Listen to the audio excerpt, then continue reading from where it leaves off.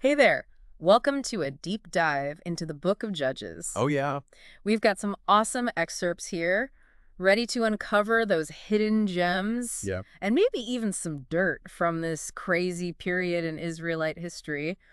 Think epic battles, daring escapes, Yeah. and some decisions that'll make you go, what were they thinking? All hmm to figure out what life was really like back then, ready to jump in. Absolutely. It's such a fascinating time, full of contrasts, where faith and compromise just kind of collide Yeah. in some pretty unexpected ways. Okay, so first things first.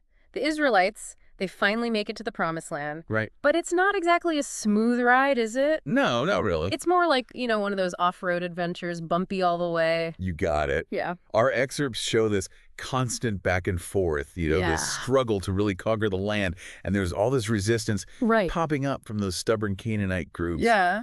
It's not the clean sweep they might have expected. Yeah, and this tension, it's like, it comes alive in the story of Othniel Yeah. when he takes down the city of Debir. Uh-huh. Big win for the Israelites, and what does he get?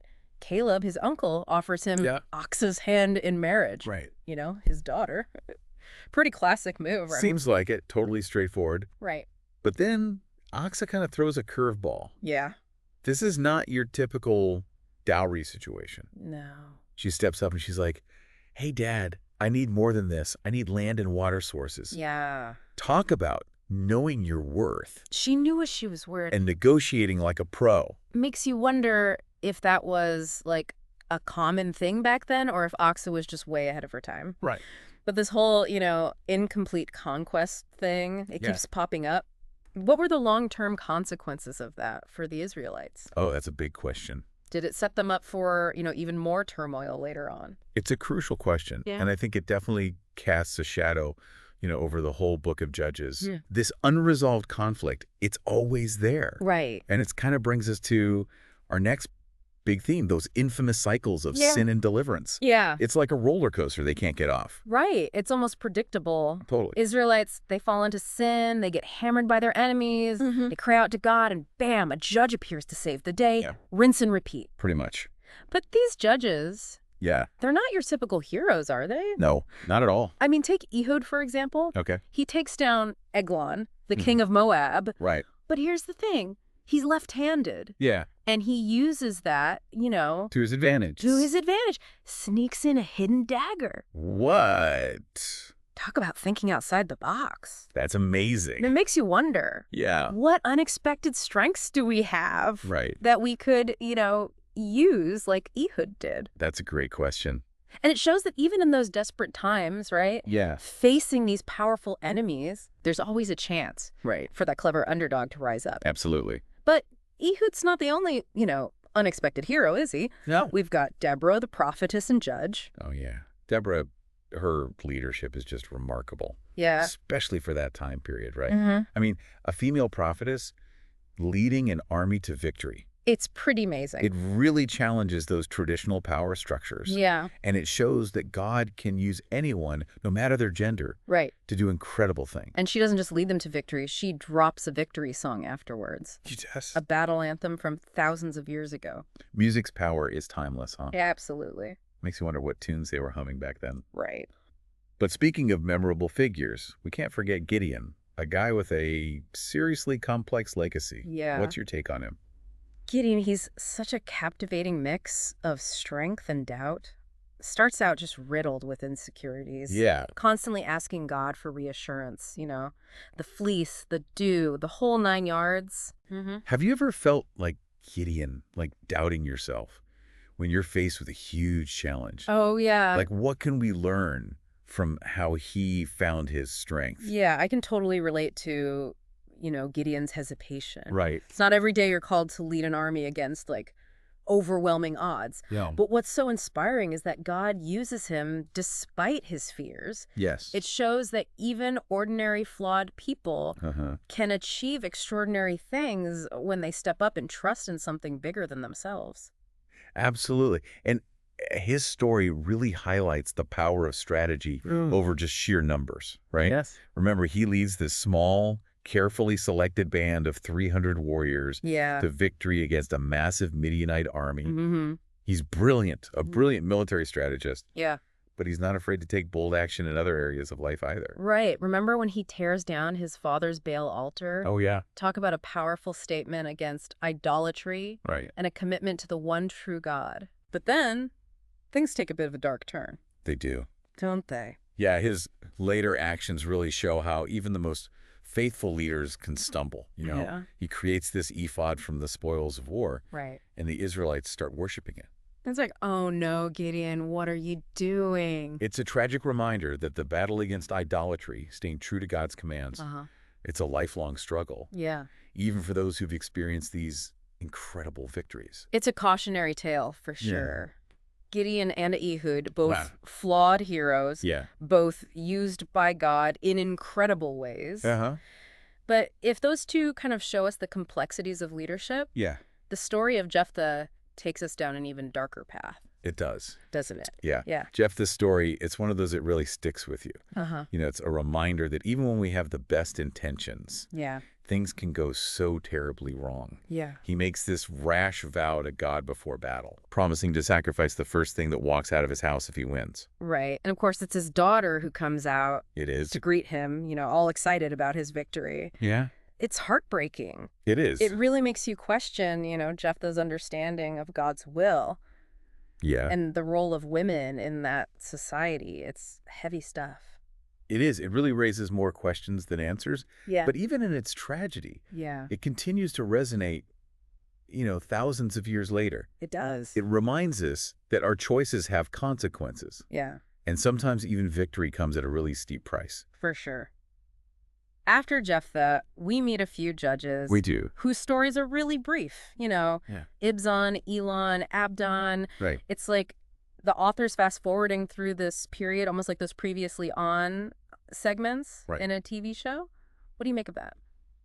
I think it just highlights that cycle of sin and redemption that we keep seeing. Yeah. Even when we don't have all the juicy details, the pattern's still there. Yeah. It's a reminder that straying from God's path Uh-huh. and then needing deliverance, it was a constant struggle for them. It's a struggle that continues to this day, in different forms. Absolutely. Speaking of struggles, the story of Micah takes us to a whole new level It does. of religious chaos, right? Yeah. Here's this guy who decides, Yeah. hey, I'm going to build my own personal shrine, complete with idols and a priest. Right. It's like he's saying, forget the tabernacle, I'll make my own religious rules. Micah's story just shows how decentralized Yeah.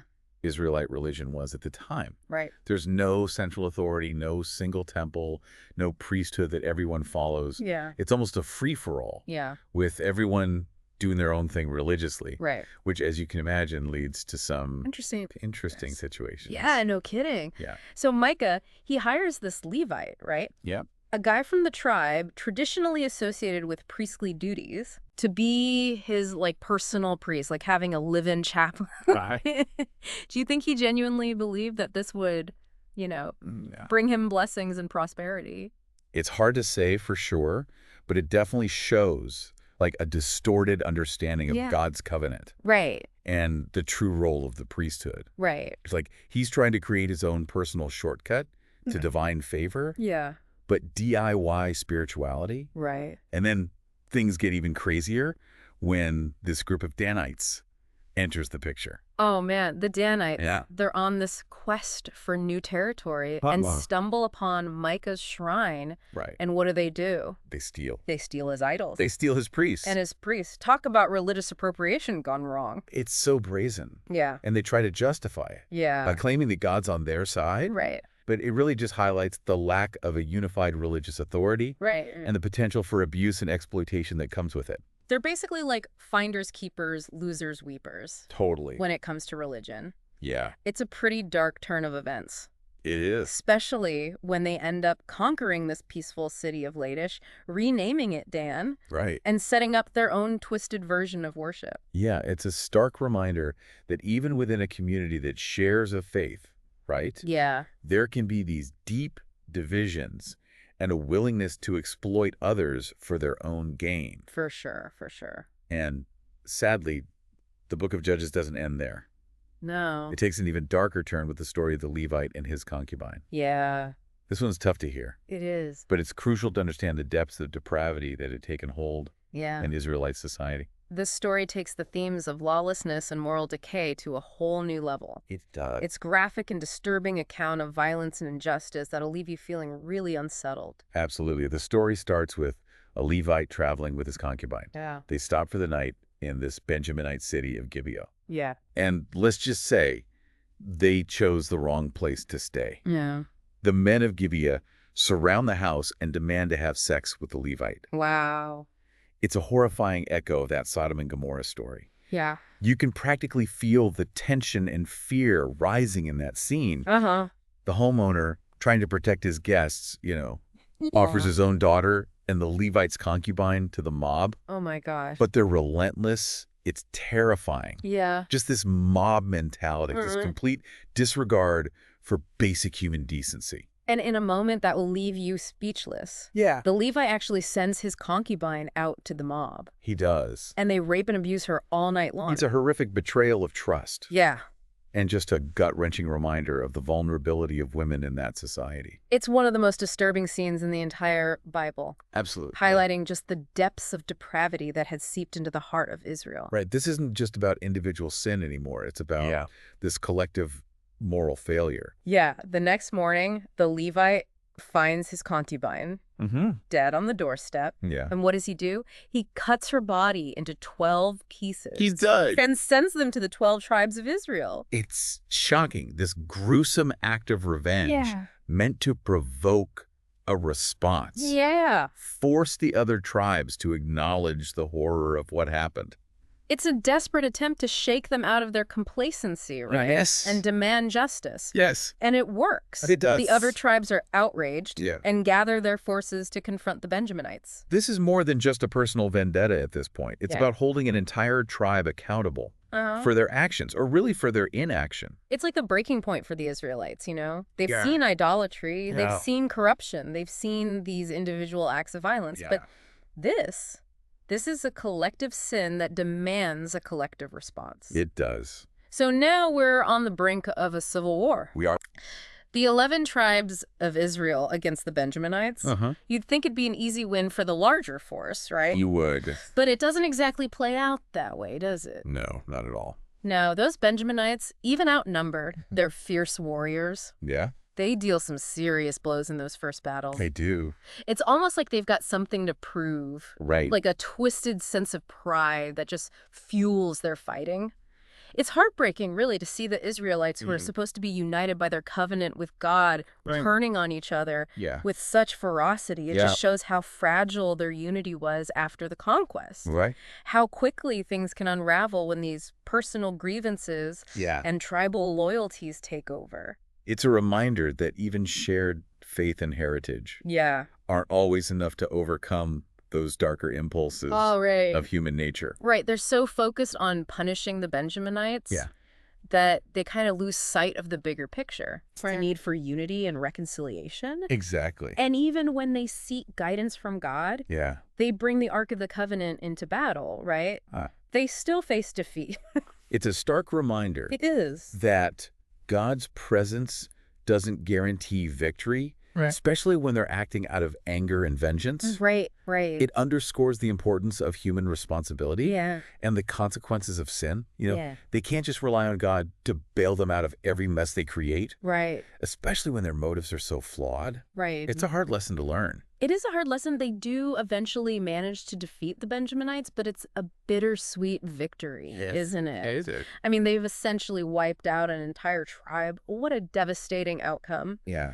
It leaves them with this profound sense of loss and a dilemma. They hadn't really considered how do they reintegrate the few surviving Benjaminites without compromising this principle of justice. It's a classic catch-22. Yeah.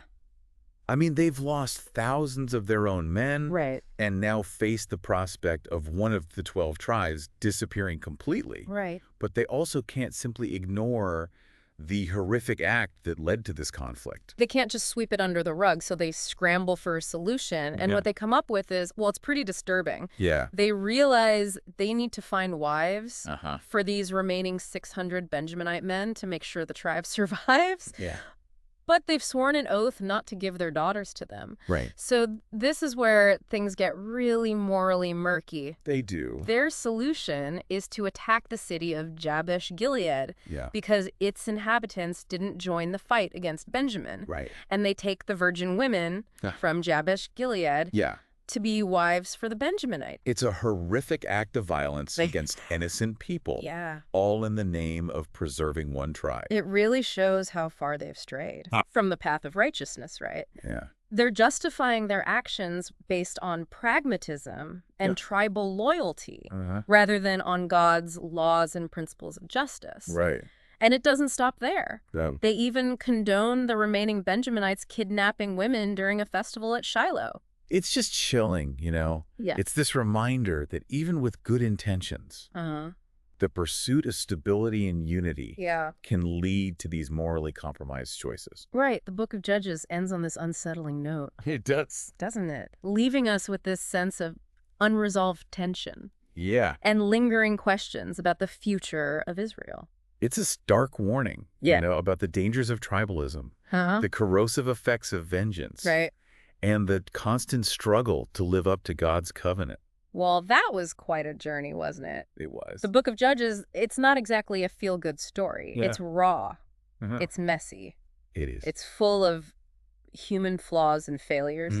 But amidst all the darkness and violence, there are these glimpses of hope and courage and faith. Absolutely. It's a story that challenges us to confront the complexities of our own beliefs. Right. And to consider what it truly means to live a life of righteousness, even when surrounded by chaos and temptation. Yeah. What parts of this deep dive resonated most with you? Yeah. What lessons can we take from the triumphs and tragedies of these ancient figures and apply to our own lives today? Exactly. Keep wrestling with those questions, and who knows what insights you might uncover. Exactly. Thanks for joining us. Thanks for having me. It does, Jephthah's story, it really sticks with you. It does. Like, just thinking about it. Yeah. You know, it's a reminder that even with good intentions, things can go so wrong. Oh, yeah, for sure. He makes this vow to God before going into battle. Yeah, a rash vow. Yeah, like promising to sacrifice the first thing that walks out of his house. Right. You know, if he wins. And then, you know, his daughter comes out. Of course, she's the one. All excited about his victory. Yeah. It's just, so heartbreaking. It is. It really is. It makes you really question Jephthah's, you know, understanding of God's will. What did he think was going to happen?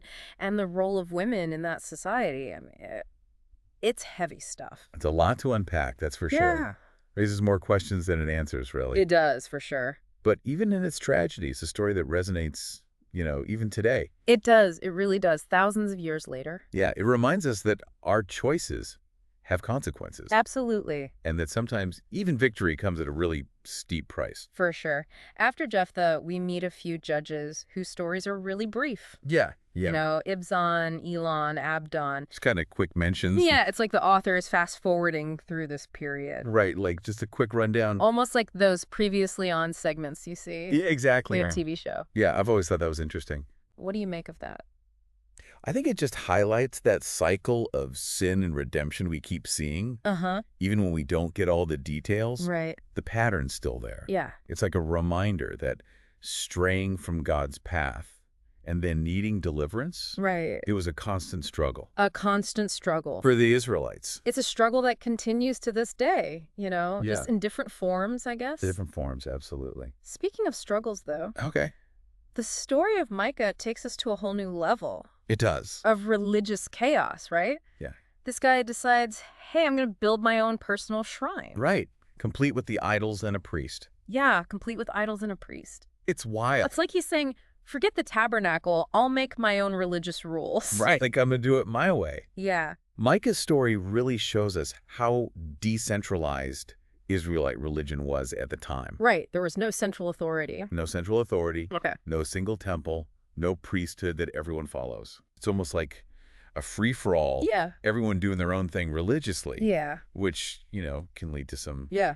Interesting situations, to say the least. That's putting it mildly. Yeah. So Micah hires this Levite, right? Yeah. A guy from the tribe traditionally associated with priestly duties. Yeah. To be his personal priest. Like having a live-in chaplain. Yeah, exactly. That's a good way to put it. Do you think he genuinely believed this would bring him, blessings and prosperity? It's hard to say for sure, what was going on in his head. Yeah. But it definitely shows a distorted understanding Right. of God's covenant, the whole point of it. Right. And, the true role of the priesthood. Yeah, like what are priests even for in his mind?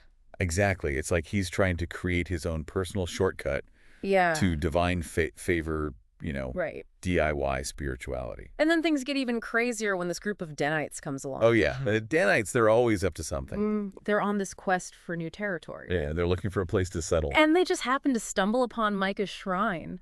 Right place, right time. For them, at least. And what do? They steal his idols and his priest. They don't mess around. Talk about religious appropriation gone wrong. I mean, talk about bold, right?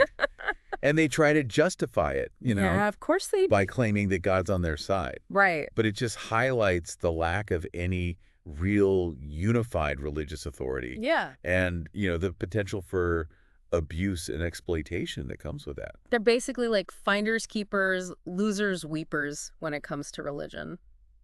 Yeah, pretty much. It's a pretty dark turn of events. It is, especially when they go on to conquer this peaceful city of Laish. Right. Rename it Dan. And set up their own, twisted version of worship there. Yeah, it's a stark reminder that even within a community that shares a faith, there can be deep divisions and a willingness to, to exploit others. You exploit others. For their own gain. Yeah, and sadly, the book of Judges doesn't end there. Oh, no. It takes an even darker turn. It does. With the story of the Levite and his concubine. Yeah. This one's tough. It's a tough one. It is. But it's crucial to understand the depths of depravity that had taken hold in Israelite society. This story takes the themes of, lawlessness and moral decay. Oh, yeah. To a whole new level.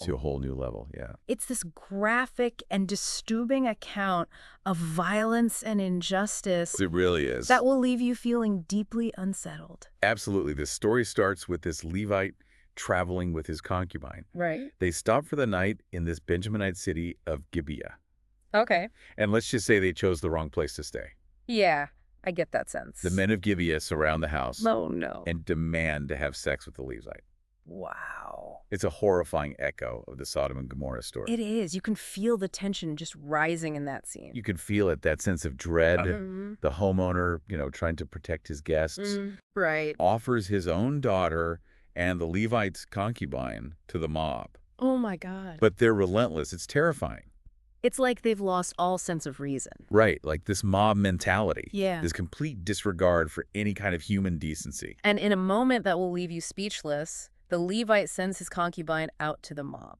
He does. It's hard to even comprehend. And they rape and abuse her all night long. It's horrific. It's a betrayal of trust. It is. And just a reminder of the vulnerability of women in that society. It's one of the most disturbing scenes in the entire Bible. It really is. It just highlights the depths of depravity that had seeped into the heart of Israel. It's not just about individual sin anymore. It's this collective moral failure. Yeah, the next morning the Levite finds his concubine dead on the doorstep. It's awful. And what does he do? He cuts her body into 12 pieces. I know, it's hard to even talk about. And sends them to the 12 tribes of Israel. It's shocking, this gruesome act of revenge. It is. He's trying to provoke a response. Yeah. Force the other tribes to see what happened. Yeah, to acknowledge the horror of it. Exactly. It's a desperate attempt to shake them out of their complacency, right? Yes, to say, look what's happening, we have to do something. And demand justice. Yeah. And it works. It does, in a way. The other tribes, they're outraged. Yeah. They gather their forces to confront the Benjaminites. At this point, it's more than just a personal vendetta.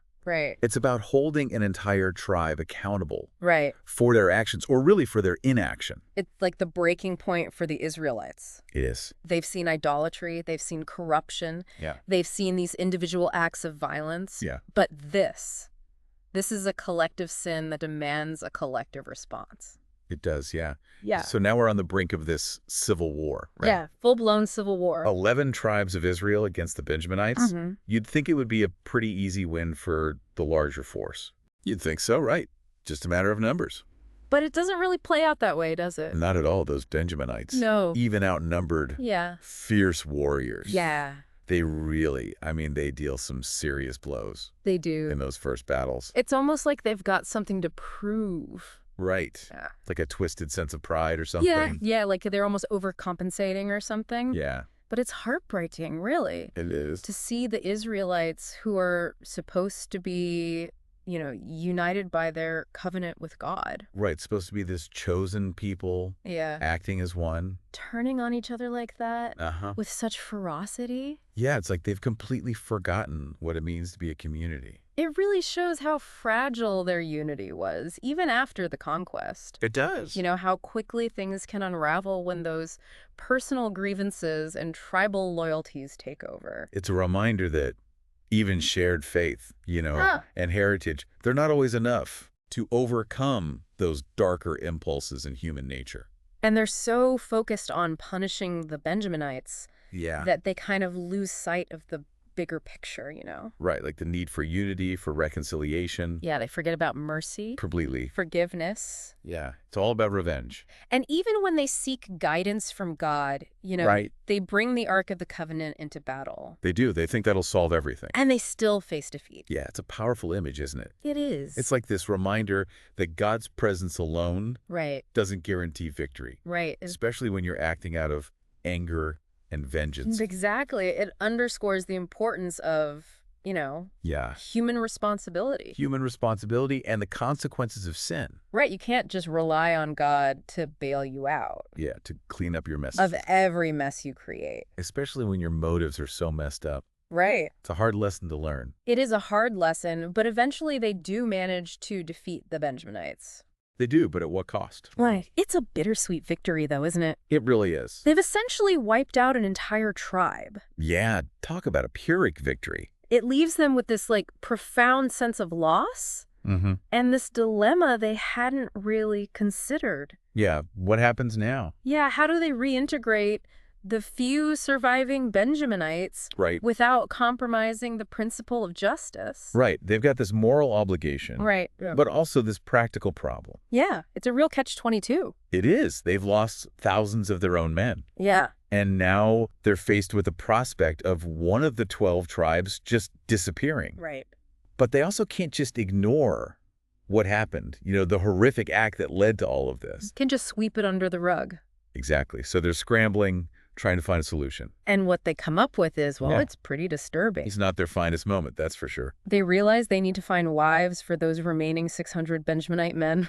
Yeah, to ensure the survival of the tribe. Right, but they've sworn an oath not to give their daughters to them. So they've got themselves in a bind. They have, and this is where things get really morally murky. Yeah, this is where it gets really complicated. Their solution is to attack the city of Jabesh-Gilead. Because its inhabitants didn't join the fight against Benjamin. Right, so they're punishing them for staying neutral. Right, and they take the virgin women from Jabesh-Gilead. It's awful. To be wives for the Benjaminites. It's a horrific act of violence against innocent people. It is. All in the name of preserving one tribe. It really shows how far they've strayed from any sense of, true righteousness. Right, they've lost their moral compass. They're justifying their actions based on pragmatism. Yeah, like the ends justify the means. And tribal loyalty. Yeah, rather than on God's laws and principles of justice. And it doesn't stop there. It doesn't. It gets worse. They even condone the remaining Benjaminites kidnapping women during a festival at Shiloh. It's a downward spiral. It is. It's a chilling reminder that even with good intentions, this pursuit of stability and unity, it can lead to morally compromised choices. Yeah, the Book of Judges, it ends on this really unsettling note. It does, yeah. It does. It leaves us with this sense of unresolved tension. Right, like what happens next? Yeah. Where do they go from here? And this, lingering question about the future of Israel. Yeah, it's a stark warning. It is. About the dangers of tribalism, the corrosive effects of vengeance. Right. And this constant struggle to live up to God's covenant. Well, that was quite a journey, wasn't it? It was intense. The Book of Judges, it's not exactly a feel-good story. No, not exactly a light read. No, it's raw, it's messy, it's full of human flaws and failures. It's real, you know?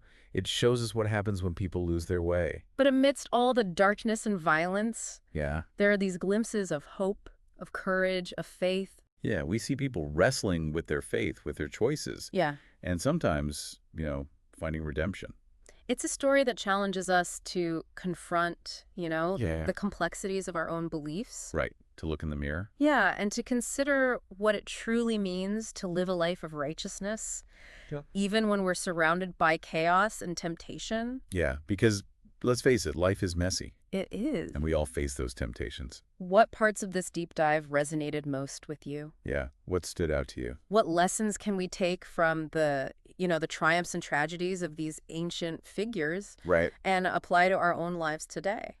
Yeah, because these stories, they still speak to us, They do. even thousands of years later. Keep wrestling with those questions, and who knows what insights you might uncover. Exactly. There's always more to learn. Thanks for joining us for this deep dive into the Book of Judges. It's been a pleasure.